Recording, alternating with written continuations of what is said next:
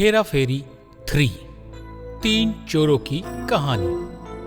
एक बार की बात है, एक गांव में 3 शातिर चोर रहते थे।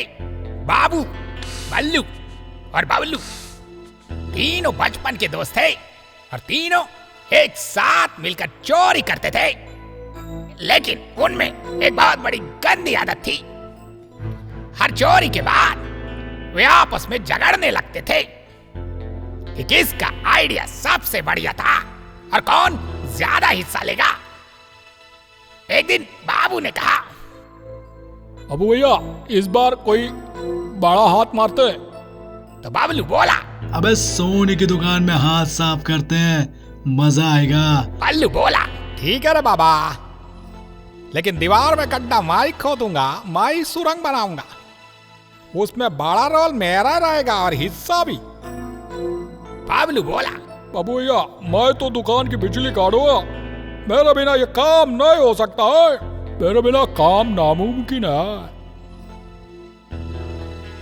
उसके बाद अपने औजार लेकर तीनों रात में निकल पड़े।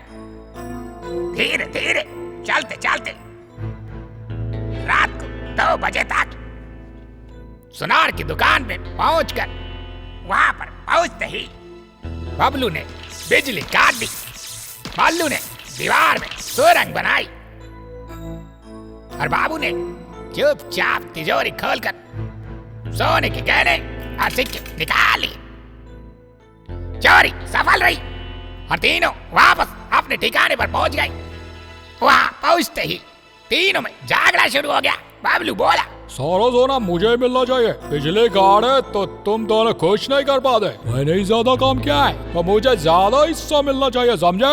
तो बल्लू चिल्लाया, अगर मैं सुरंग नहीं बनाता तो तिजोरी तक पहुंचते कैसे? मुझे ज्यादा हिस्सा चाहिए तुम दोनों से।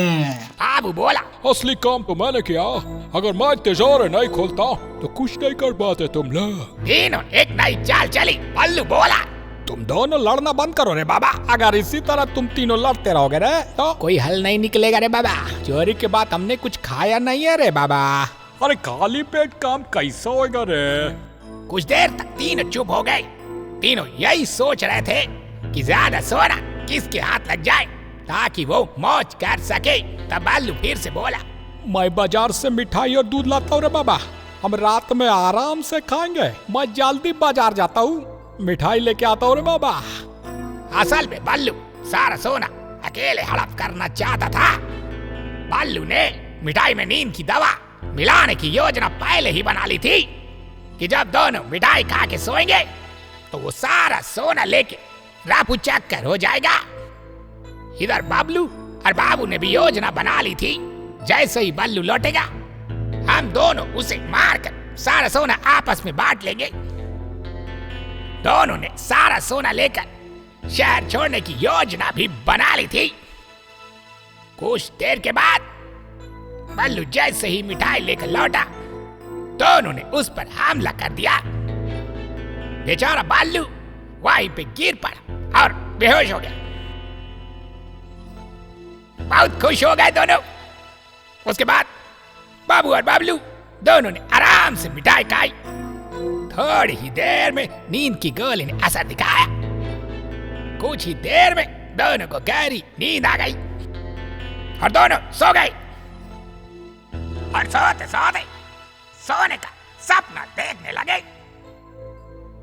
सुबह होते ही गांव का चौकीदार गश्त लगाता हुआ वहां तक पहुंच गया। उसने तीनों को जंगल में बेहोश देखा और उनके पास बहुत से सोने के सिक्के भी देखे। उसने तुरंत पुलिस को फोन किया। थोड़ी ही देर में पुलिस आ गई। पुलिस ने तीनों चोरों को पकड़ लिया और अपने साथ जेल ले गई। तो बच्चों, इस कहानी से ये सीख मिलती है, कभी कभी धोखा देने वाले को खुद भी धोखा मिल जाता है। और बच्चों, लालच तो बुरी बला है ही।